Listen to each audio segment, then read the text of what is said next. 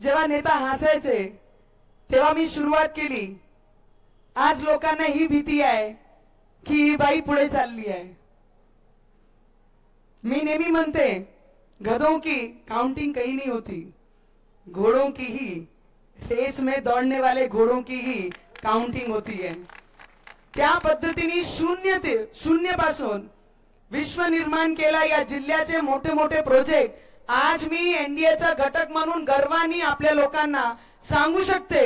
जे निर्णय माझे देशाचे प्रधानमंत्री नरेंद्र मोदीजी ठरवतील, या देशाचे गृहमंत्री अमित शाह जी ठरवतील, या महाराष्ट्राचे देवेंद्र फडणवीस दादा जे ठरवतील आणि रवीजी जेही निर्णय ठरवतील त्यांचे सोबत मी तिथे उभी राहीन एक कार्यकर्ता म्हणून। नेत्यांचे आदेश मी टाळणार नाही, कारण जे आई वडील असतात त्यांचे भूमिकावर डाऊट शंका करणं हा लेकरांना काही शोभत नाही।